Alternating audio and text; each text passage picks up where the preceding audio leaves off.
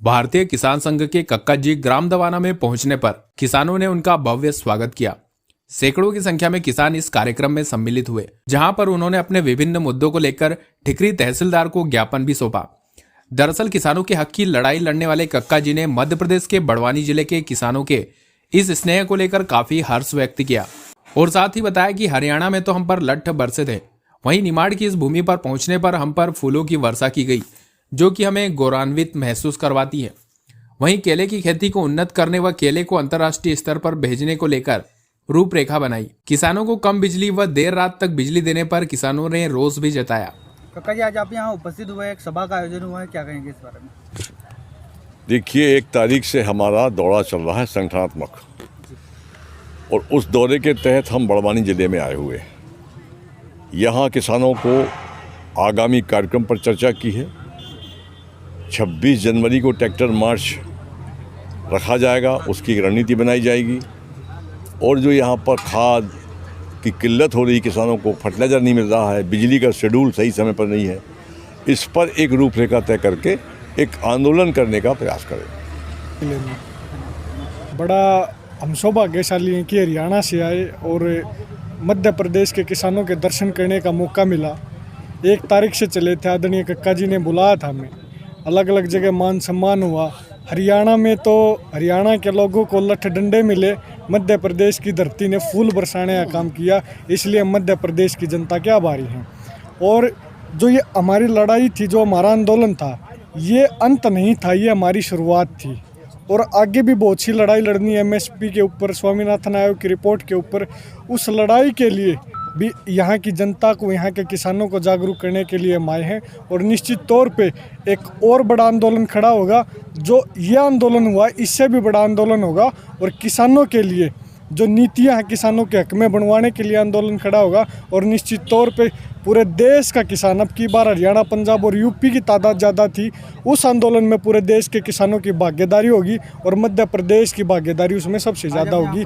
किसान सभा में आए हैं, संबोधित किया, क्या कहेंगे? देखिए, पहले तो मैं मध्य प्रदेश के किसानों को पूरी तरह से तहे दिल से धन्यवाद देता हूं। जिस तरह से उन्होंने मान सम्मान और हमारी आदर की, हम इसको झोली में लेकर डबल करने के लिए पूरा मेहनत करेंगे। और सबसे बड़ी बात है कि आप लोग को पता है कि देश भर में अभी किसानों का जो जय यात्रा चल रहा है, इस जय यात्रा में हर एक किसानों का भागीदारी है। केवल पंजाब हरियाणा का लड़ाई नहीं है, ये लड़ाई देश के हर एक किसान का, हर एक नौजवान का, क्योंकि आने वाले नस्ल को बचाना का ये लड़ाई। जिला बड़वानी के नेतृत्व में आज दवाना ग्राम में किसान महापंचायत हुई, और किसान महापंचायत के माध्यम से आज हमने तहसीलदार ठिकरी को ज्ञापन दिया। उस ज्ञापन के मुख्य बिंदु है कि किसानों को जो बिजली है, जो 6-6 घंटे दिन में मिल रही थी, वो रात्रि में कर दी है।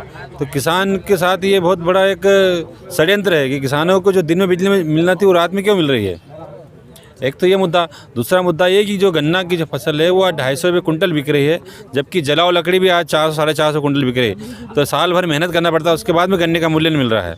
तीसरा मुद्दा है कि आज किसानों को जो केले की फसल है, केले की फसल में 1 लाख पर एकड़ उसकी लागत है, और उसके 3 से 4 रुपये किलो उसका केला बिक रहा है, तो उसको लागत भी निकल रही है। तो ऐसे विषय को लेकर हमने आज ज्ञापन दिया। और एक मेन मुद्दा ये हमारा है कि किसानों को सोसाइटी के माध्यम से नगद में यूरिया दिया जाए। अगर नहीं होगा तो हम हर सोसाइटी पे आने वाले समय में एक अनिश्चितकालीन धरना रखेंगे। वहीं बरूफाटक व ठिकरी में दिखा वैक्सीनेशन को लेकर अलग ही अंदाज। कहीं खुशी का माहौल तो कहीं वैक्सीनेशन से भागते नजर आए बच्चे।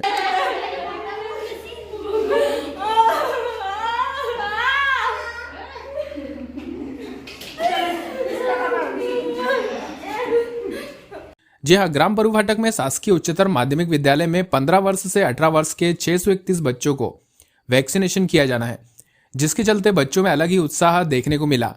वहीं कुछ बच्चों में भय भी देखने को मिला। बच्चे काफी दिनों से वैक्सीनेशन को लेकर उत्साहित नजर आ रहे थे। स्नेहा गंगराड़े, मैं क्लास 12th में पढ़ती हूँ, शासकीय उच्चतर माध्यमिक विद्यालय में। आज हमारी स्कूल में वैक्सीनेशन हुआ और इसका हमें बहुत दिनों से इंतज़ार था और हमें अच्छा भी महसूस हो रहा है। मेरे कुछ मित्र डर भी रहे थे, लेकिन अच्छा महसूस हो रहा है। और बहुत दिनों से स्कूल अभी कोरोना के चलते हुए नहीं लग रही थी, लेकिन हमको इसका बहुत दिनों से इंतज़ार था और अब वैक्सीन लग गई है, जिससे हमें 100% माध्यमिक विद्यालय बरूफाटक। हमारे यहाँ पर आज दिनांक 3 जनवरी 2022 को 15 से 18 वर्ष के बच्चों का वैक्सीनेशन होना है। कुल हमारे यहाँ 631 बच्चों का वैक्सीनेशन यहाँ पर होना है और आज सुबह से ही वैक्सीनेशन का कार्यक्रम चालू करवा दिया गया था और लगभग 40% के आसपास वैक्सीनेशन हो चुका है। और वैक्सीनेशन के पश्चात बच्चों को एक अतिरिक्त कमरे में बिठाया जाता है, लगभग आधे घंटे तक ऑब्जर्वेशन में रखा जाता है और ऑब्जर्वेशन के पश्चात बच्चों को कोई अभी तक तो तकलीफ समझ में नहीं आई है। तत्पश्चात उन बच्चों को हम कमरे में पढ़ाई के लिए भिजवा देते हैं। क्या बच्चों को कुछ मन में भय या ऐसी स्थिति या कोई उत्साह देखने को मिल रहा है सर? हाँ, कुछ बच्चों में ऐसी भय की स्थिति रहती है तो फिर उसको हम लोग निदान करवा देते हैं। कुछ गांव के बच्चे आते हैं, उन लोगों में ऐसी परेशानी रहती है कि उनको वैक्सीन से डर लगता है, तो उनको समझाइश देकर वैक्सीन लगवाई जा रही है। मेरी बालिका इंदौर प्रेस्टीज कॉलेज में अध्ययन करती है, अभी ऑनलाइन क्लास अटेंड कर रही है।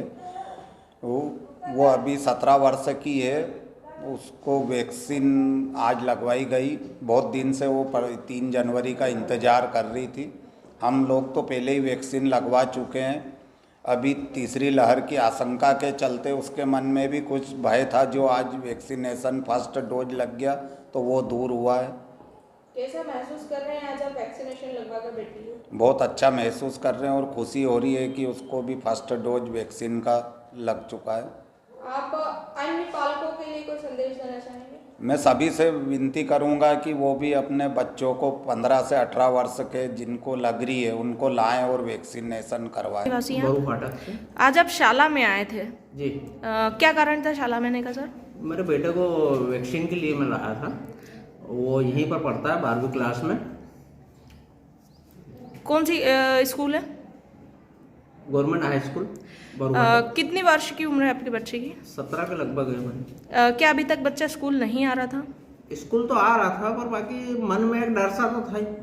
अभी कैसा महसूस हो रहा है आज वैक्सीनेशन करवा कर बच्चे का? नहीं, ये तो बहुत अच्छी बात है कि अब हमारे मन का जो डर है वो भी खत्म हो जाएगा।